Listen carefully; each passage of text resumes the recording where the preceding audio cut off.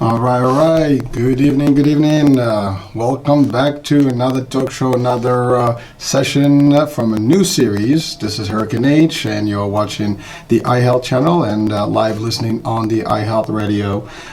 Today's topic will be a little different, but very related to some of the stuff we've covered in past shows.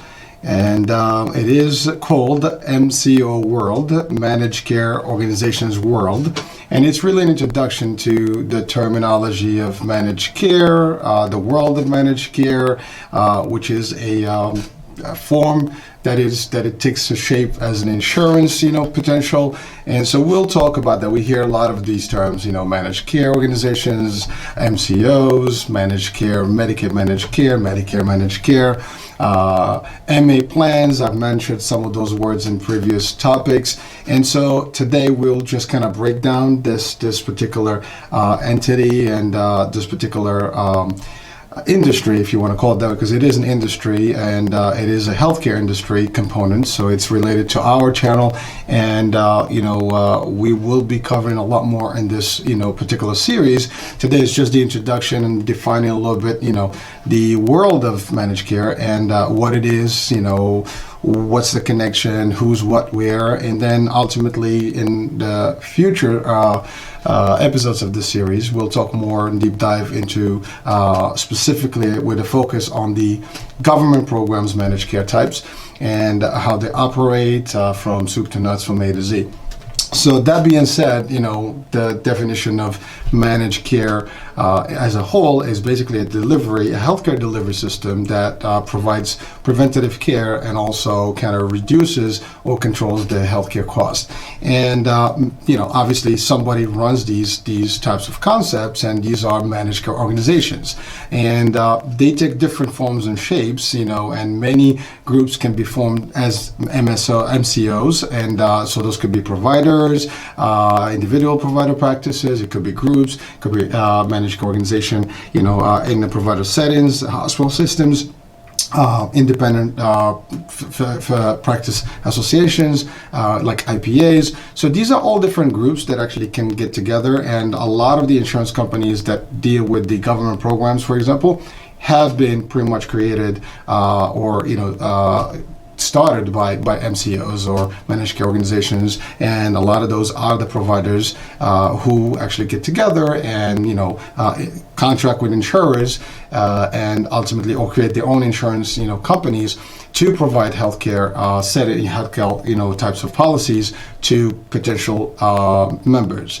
And so in the form of that, they provide insurance. And so before we move forward, let me also define what the insurance is. So insurance is actually a means of protection against some loss, financial loss, and an insurer and insured, together. So the insured it's an individual or a group that actually basically has agreed to have some sort of a loss or short-term loss or an agreed upon loss, which is in the form of a payment of a premium to an insurer who accepts that and basically in exchange agrees to compensate in the event a covered loss occurs. So therefore, if you are an individual, you buy a policy through an insurer or an insurance company, the company ultimately will agree to pay you back, if you're incurring any type of loss. So whatever you agree on, whether it's a particular item, property, something that you agree that you actually have coverage for,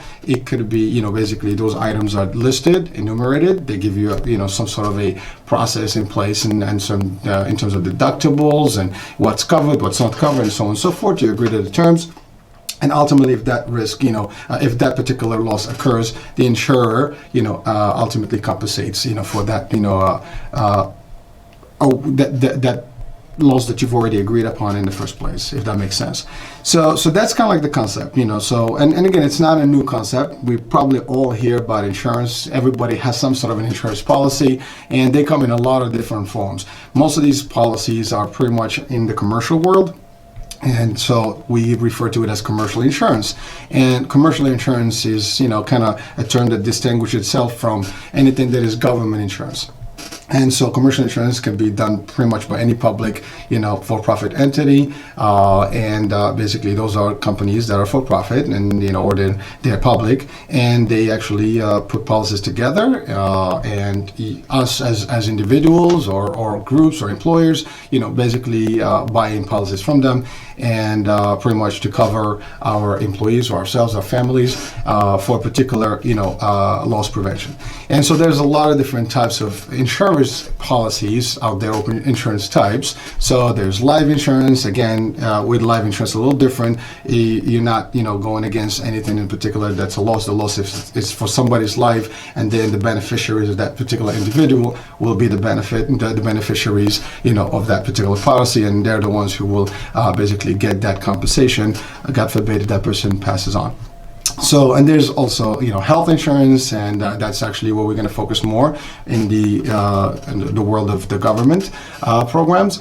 And there is property and casualty, so everything that is property insurance, liability insurance for car, things like that, comprehensive collision, all that stuff that you buy for your regular day-to-day life. You drive a vehicle, you need insurance. It's the law. And so there are companies that specialize in those particular products.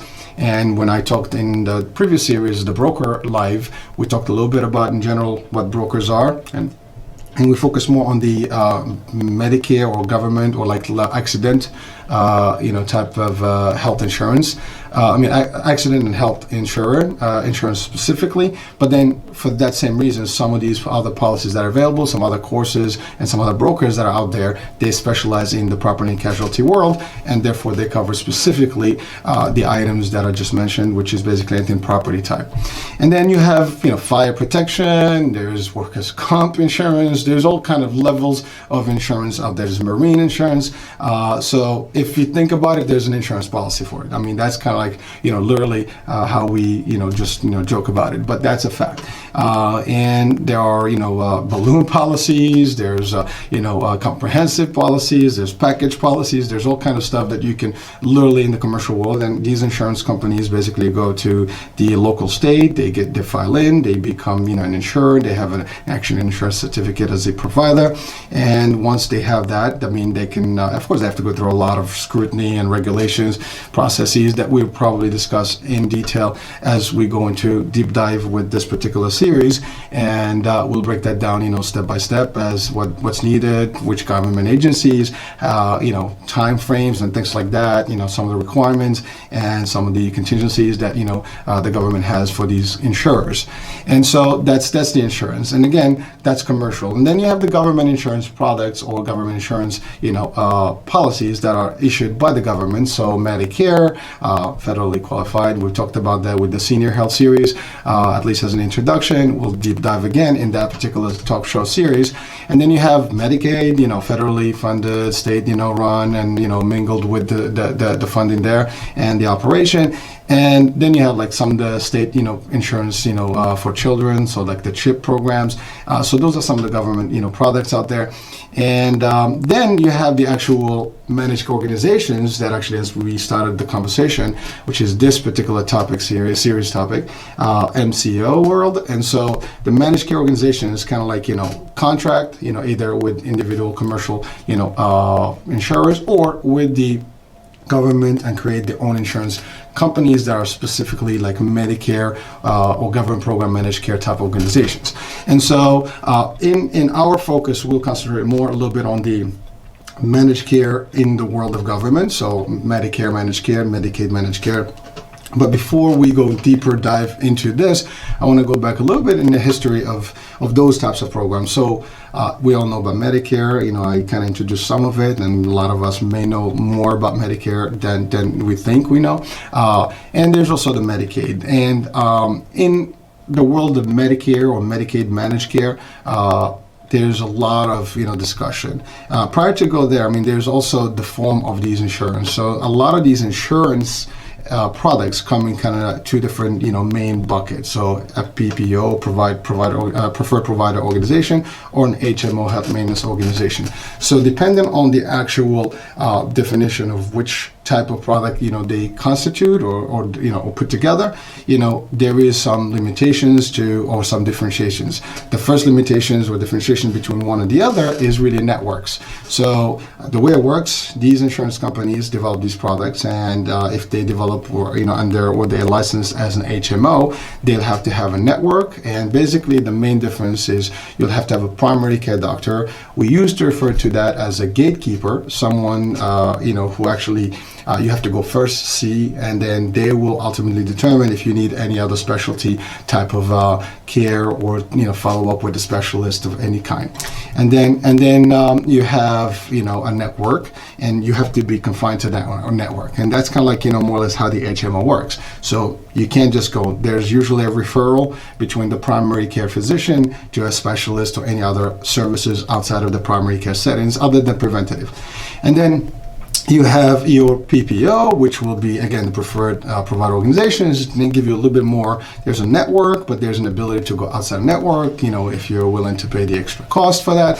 You pay a little higher for these types of flexibilities, but at the end of the day, you have the two worlds. And, some of the companies, some of the larger insurance companies provide combination of different products. They have HMO products and PPO products, and some of them are specialized just as HMOs. There's other licenses, like prepaid health services plans. There are different variations of these things, but they all kind of work the same as the HMO format.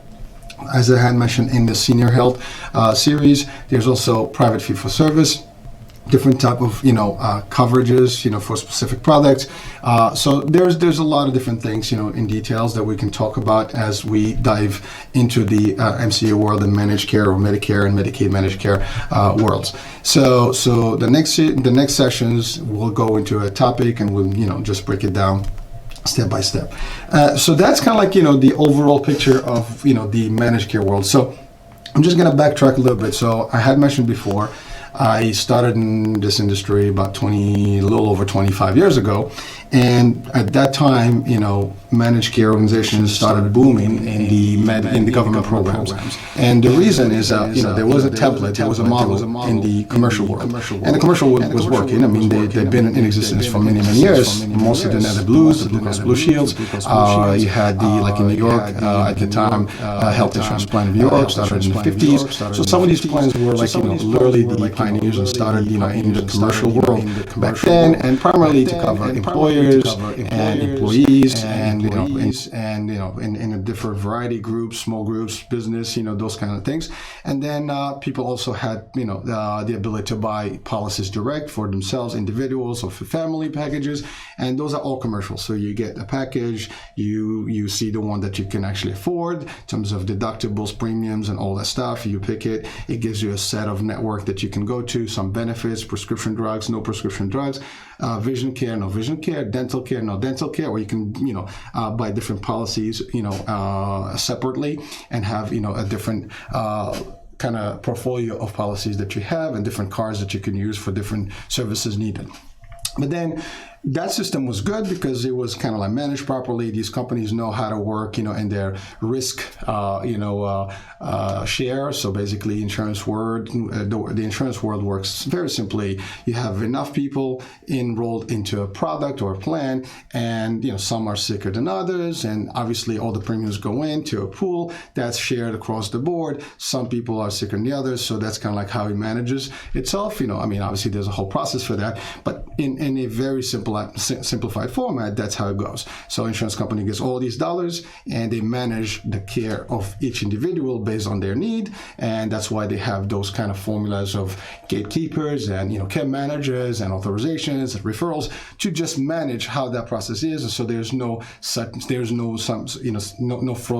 fraud, waste, or abuse at that point, and ensure that people are not just going to a doctor because they want to. People are not just showing up to a hospital because they feel like they're going to, and we'll talk about that in a minute. Again, the key earlier I mentioned is preventive, like managed care is, a delivery system, healthcare delivery system that promotes preventative care. So these companies or these insurers have literally mastered the art of controlling these risks, and in the commercial world, that's been in existence for years. So in the early 80s, there were obviously, Medicare and Medicaid, existed.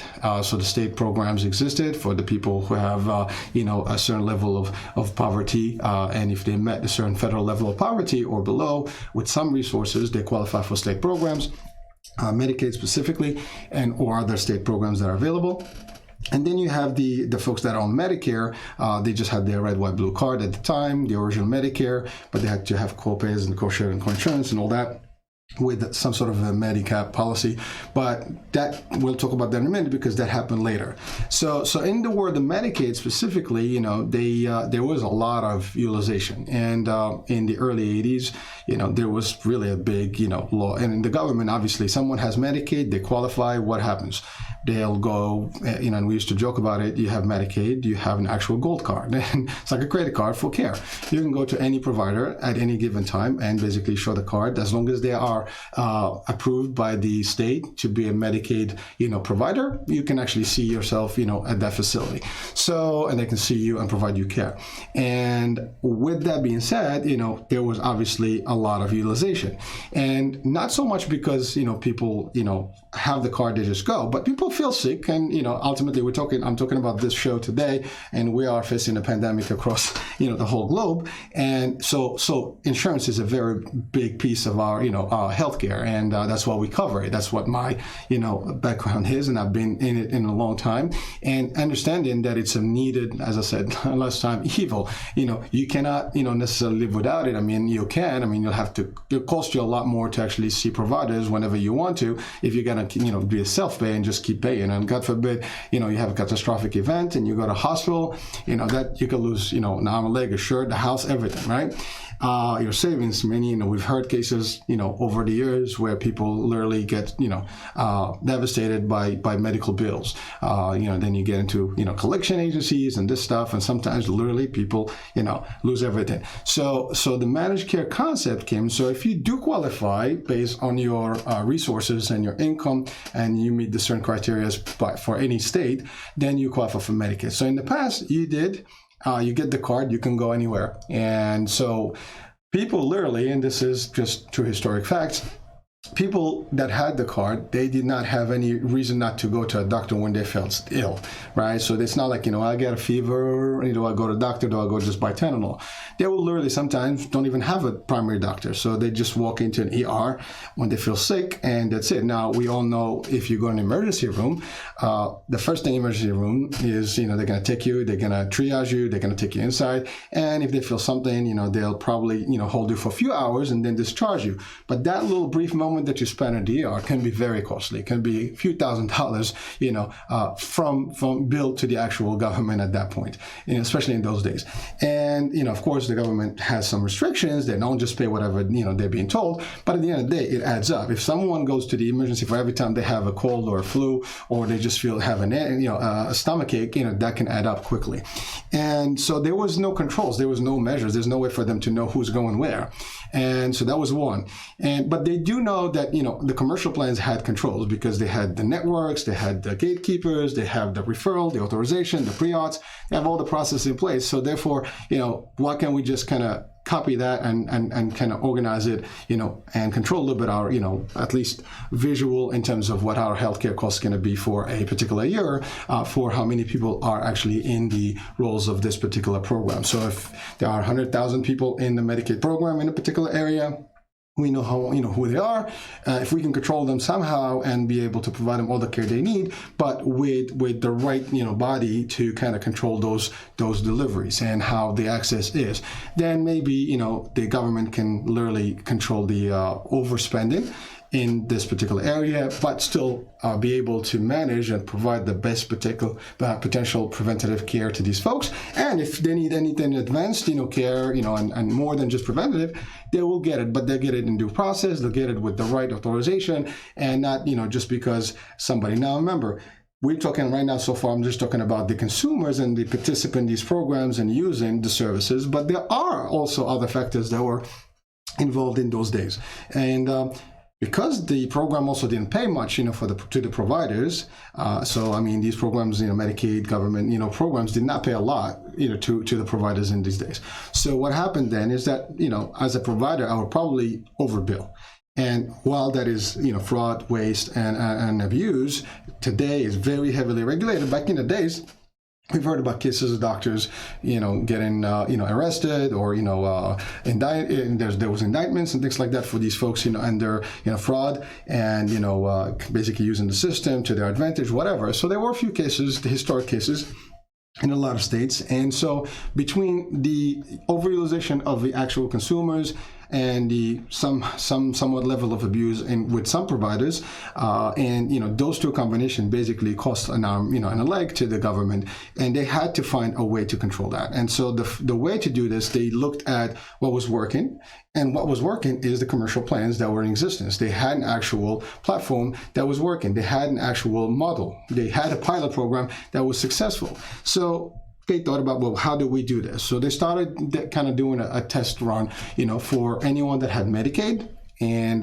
this used in New York, for example, used to be called the demonstration, project. And so they picked up certain categories of Medicaid. If you qualified into some of these types of Medicaid, Medicaid at the time, there was different levels based on different needs. And if you qualified for one or two, you have to be mandated into a particular plan. So what they did, they allowed some insurance companies and some MCOs, to actually provide, programs and products in certain, demonstration areas.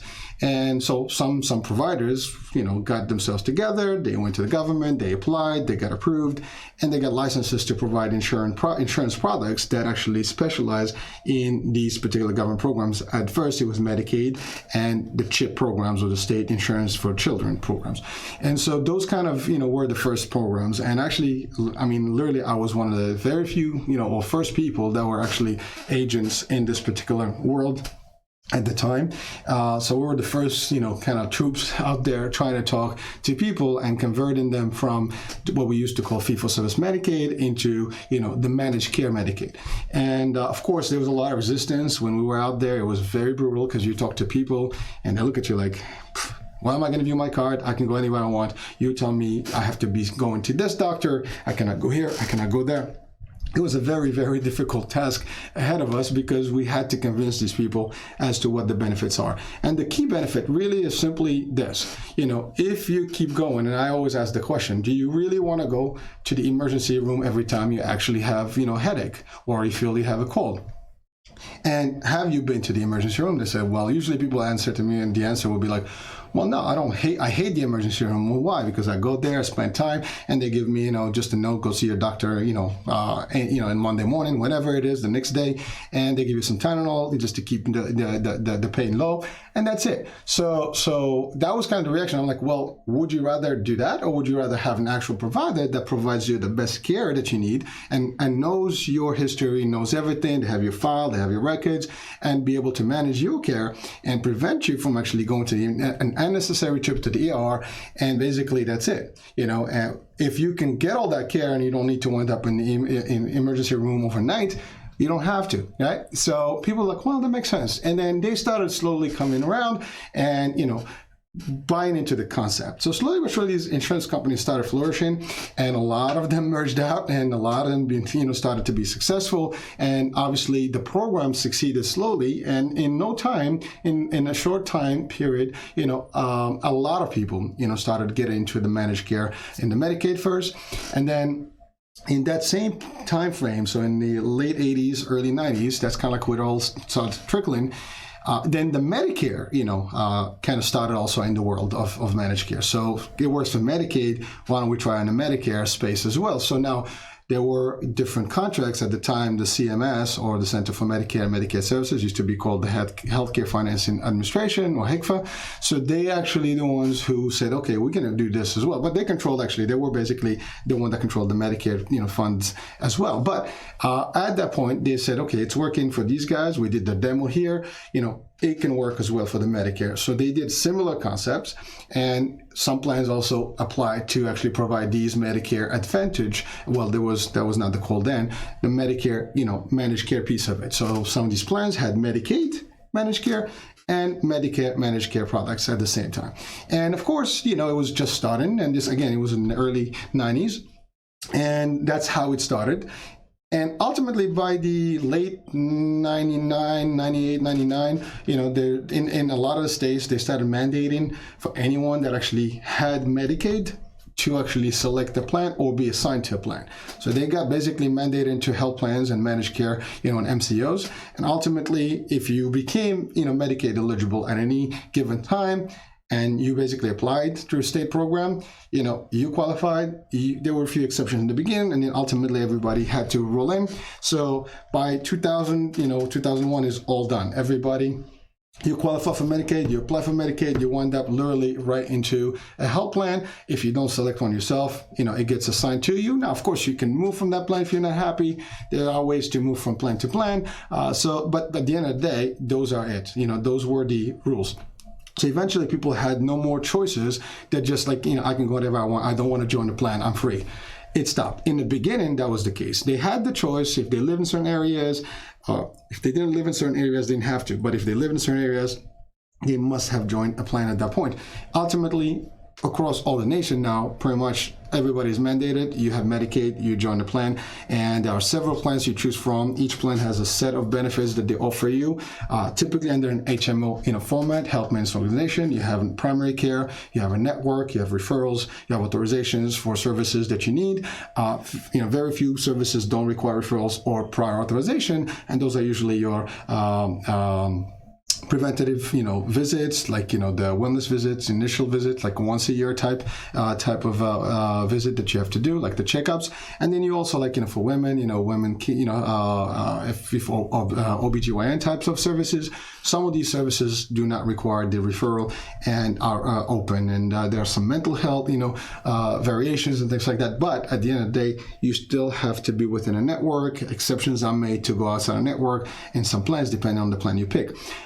Some plans, went to the PPO option, but not on the Medicaid side, on the Medicare, and they give, more options. So therefore you could be in a network, or you can go outside a network, but it costs you a certain time. And again, as we break down in the next series or the next, shows within the series, we'll talk about, the Medicare piece, the Medicaid piece, and break it down more on the types of, products that they have. Again, in the Medicaid, actually is very simple. You have it, you join the plan, you have a primary care doctor, you have your referrals, you have your specialists, that you go to with the referrals, document that you get from your primary, and that's about it. If you have to be admitted, so there's a process, prior authorization, unless it's an emergency and you get admitted, through the emergency, and then there's a discharge process, and then you have a care manager that actually controls more or less, all your stuff. Sometimes things actually are get denied because, some health plans may not feel that the prescribing doctor has prescribed the proper procedure or whatever the case may be. And so there are measures in the back, there are checks and balances, and there are teams within the MCO world that actually manage these things. So there are care management teams that actually literally work just in the back and behind the scenes to make sure that each and every one that qualifies for certain service get them. If there's a preventative measure, if there's anything that they can help them, they can actually coordinate their care and services in the back end. They do all that stuff for them. And they basically make sure that they get in, they get out. If they need any follow-up services, if they need to go to a rehab or skilled nursing facility, they do that. And some of these plans also offer services for the longer term. Some of them also offer long-term care products, and we'll talk about that, in the world of the Medicare managed care and the Medicaid dual products. So there's different things that we will discuss later on. But that's kind of, what the big picture as far as the managed care concept and how it started in the government programs. And it took literally from the commercial world and learned from it. They applied it. And today, the government has been an expert in it. Health plans have become a lot more savvy at it. And there's a lot more scrutiny. There's a lot more controls in place. It's not easy. It's not simple. Very complicated and complex. A lot of processes in the back end. From the beginning of an enrollment or before even enrollment to the enrollment, and as the person stays in the plan and all the options that they have. things like that. So it's very also competitive. There are so many health plans out there, a lot of selection, and again, in different topics or show series that we're going to discuss, depending on which one, we'll talk about, some of these things. When we talk about senior health, we'll talk about the different options that, seniors have, different plans that they might have, and hopefully we'll get some guests from different plans to talk about their products and services and highlight a little bit of what's different about them versus others. Again, it's not biased. Everybody has the same, shot at coming to those shows and discussing their proposition and their offerings. So we'll see to that. And again, I am, like I said before, just bringing the information out and trying to set the stage, and then bring in the experts that are much more, knowledgeable than I am, and hopefully, share with you, public consumers and professionals, all the different things. If you're interested in this world, whether for a career path or you're in it and you need to learn more, some of these things can be helpful. If you're a consumer and you actually want to learn more about all these things, this can be also the right forum for it, and helps you ultimately, succeed in terms of your selection. And also, if you care, the more you know about your stuff, the better you can actually maneuver and navigate the system and get the best care that you deserve as a consumer. And if you are actually a professional within the actual industry and the managed care, circle, you will be able to navigate as well and understand all the different components and processes, and hopefully it will help you succeed in your career path. So that's it. So again, like I said, in the Medicare world, that joined later on, again, in the early, I would say the 95, 94 time frame. And then, they, and at the time it was only original Medicare. You still have Medigap policies or Med-Sub policies. And then basically you would join a plan. People were very reluctant, again, same concept. I have Medicare. I can go anywhere I want. Why would I have to be locked in? So the concept is always preventative care. And I always focus on that. All the fluff that, we all, provide in terms of when we present to our, customers, or the icing on the cake, as I call them, the excess benefit or supplemental benefits. Those are great benefits, but they're not really the core. The reason you join a managed care plan or an MCO, organization is really to get the best care for you.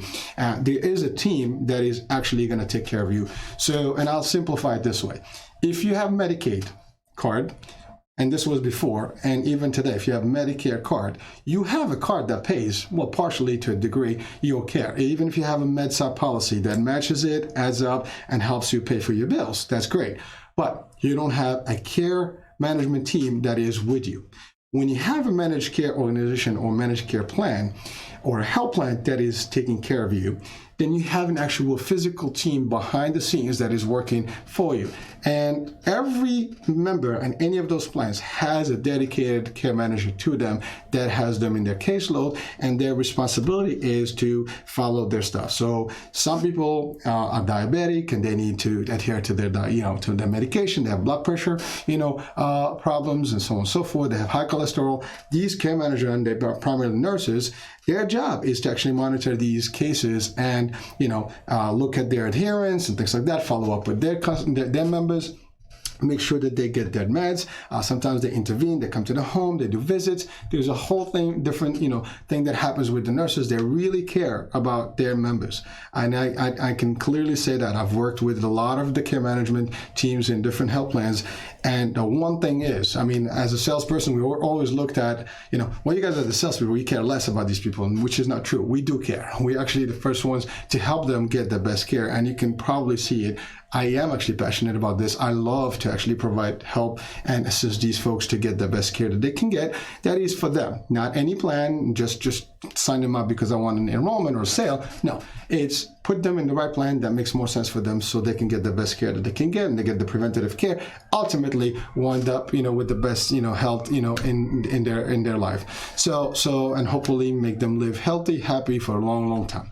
So that's the concept. But these nurses are really, really, really advocates of their members. They really, really go, the miles and the long distance for their members. They'll do whatever. I remember when we had Sandy in New York and Jersey. At the time I was with a company, and it's the Visit Nurses Services of New York, and we were in the division of the health plan. So they had their own health plan, again, provider, home care agency with a health plan. And when that happens, all sales and marketing activities, all we did is work with the nurses to provide the care in the community. And actually for 2 weeks, that's all we did. We would actually go, escort nurses, take them into buildings, make sure that the elderly are served, medications are delivered, everything was done. So we orchestrated all this, literally overnight. And it was like clockworks. I mean, teams, troops, divisions, units, working day in, day out, and organizing the delivery for care for these folks. So, it's important. And every health plan has a team of very professional, very dedicated healthcare professionals and healthcare, case managers in the back end that help facilitate the care of these folks. So managed care organizations, their main objective, yes, they make money. And a lot of them actually not for profit. When they work for Medicare, with the government programs, there's typically few of them that are for profit, but a lot of them are not for profit. And even if they are for profit, they still have, restrictions, they have limitations of what they can do. Yes, some of them, like the nationals, they do have, for profit and they're public and so on and so forth. And their business lines have to actually deliver some sort of a, business success. But within that, I mean, that's already projected. It's part of the actuaries, it's part of their projections and budgets. But at the end of the day, it's how many members and how they deliver, and they have to actually meet the same criteria as whether they're for profit or not.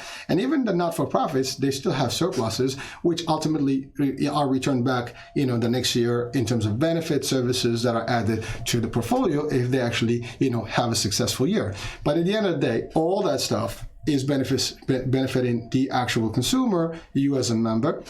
And ultimately, again, if these companies are doing good, you as an actual professional within these these organizations will flourish as well, because these companies are growing, there's opportunity of growth, and so on and so forth.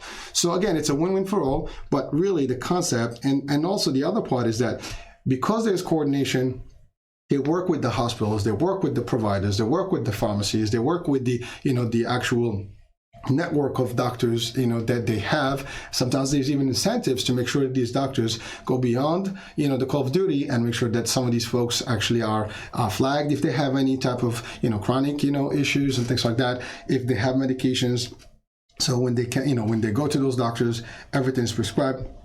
And the more these folks, the physicians are seeing their members, and making sure that they stay healthy, focused, and all the stuff that is needed for them to maintain a healthy, lifestyle and stay in their homes, happy with the family, they do. And so a lot of these things, a lot of these programs are available. Some plans today, for example, it's a big thing with the coronavirus. And I, a couple of days ago, I had the pleasure to actually go to New York and do a little bit of a report in the field and see how it works out there, and, what some of the reactions from various people. And, it's a little, kind of, spooky a little bit. A lot of people have, there's a lot of pressure out there. There's a lot of uncertainty. There's a lot of, fear out there. Nobody knows what's going on. But the reason I mentioned this is that, some of the products that these plans have, or managed care organizations have today, are literally, and the best, piece of it is that they can help in this type of situation. So telehealth, Teladoc as a company type, telehealth is basically a virtual thing, when you can actually, not a virtual, I mean, there's a remote access to your providers. They can look at you, they can triage you, they can talk to you, they can prescribe things, they can send it to a pharmacy. With that also being said, pharmacies also have delivery systems now. You don't even have to leave your home.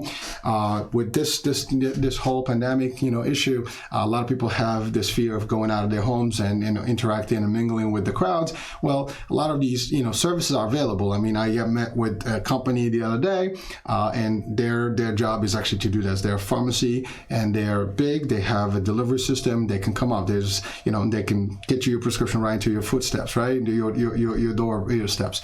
And so there's a lot of services. Managed care organizations do facilitate that. They do care. They want you actually to be receive the best care in a preventative way, and ultimately, control their cost. And, with that being said, the government also wins in this whole picture, because the government programs, obviously, they have funds, and these funds now are regulated. They know exactly that they have, 1 million people in the Medicaid, state program. well, they know exactly how much that program is going to actually collect on a month-to-month basis. They call them, premiums, or like, PMPM, per member per month type of premiums. And so the government's going to pay that, those agencies or these MCOs on a month-to-month basis for each member that they have.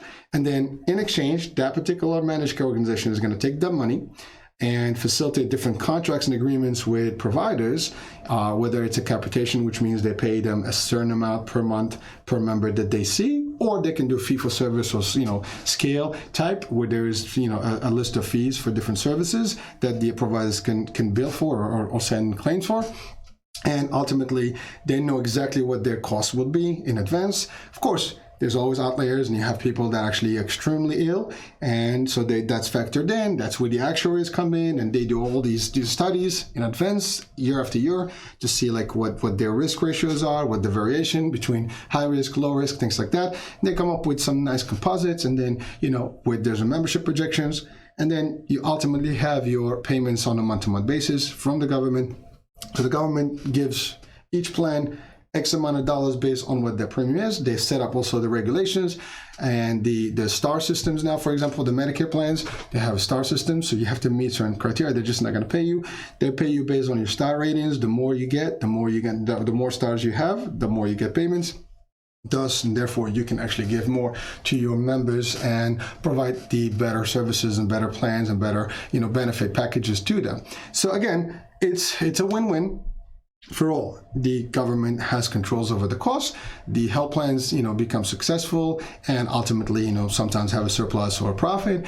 And their owners, if they're actually public or if they have, individual owners, they have some profits as well in dividends. And then ultimately, the consumers or the members of these plans have the best, potential outcome. Their care is taken care of. They have a system. They have a team that's actually dedicated to them, and they don't have to worry about it. When they have something, they can call their plan and they'll take care of them. They ensure that they have stuff. They provide transportation. A lot of these plans have a lot of these logistical, services available. And those things every year, there's new things that the government approves and more services are added on to what these plans can offer. And of course, it's all beneficial to consumers. And, and that's really what the big picture is about what a managed care organization is. Again, there are insurers at different level, and there's the commercial piece of it we talked about, but really, it's more on the government programs where it's a little bit trickier, but it does work. And, and the result is there's many plans across the nation. There are some community plans, and also there's some general nationals that have been in the business long enough, all over the states, and they provide the best care out there. So that being said, hope this particular series will be very interesting. It will touch, a lot of these series will touch on each other, kind of like, some topics are not redundant, but they basically tie in each other. So, but it doesn't matter because each one of them will be, has its own focus. And this particular one will start driving more into like the processes, the operations of these plans, from soup to nuts, the operation behind the scenes, the care management, and we'll have actually a series about health economics, but we'll touch about all those things. And, I have some ideas about how we can bring this closer to you, and you might be able to see a lot more of the action with interviews and things like that, especially as we have some guests and experts on the panel or interviews. And as I, did the reports in the field, some of these reports will be at their facilities, so you get to see the operation hopefully live, and gives you a little bit of a good, visual on how it's all done, and how it impacts everyone. Whether you're an employee, a professional, or a consumer, you'll be able to enjoy all that and understand it a little bit more. Ultimately, you'll have a better and clearer view of what things, how things are being put together. As I said, the mission for us is to enlighten, educate, and bringing you behind the scene look of how your healthcare is, is conceived and administered and how it operates. So hopefully I'll meet that particular mission and deliver that particular promise over time. And so with that being said, again, Hurricane H here. Thank you for watching the iHealth channel and for listening on the iHealth radio.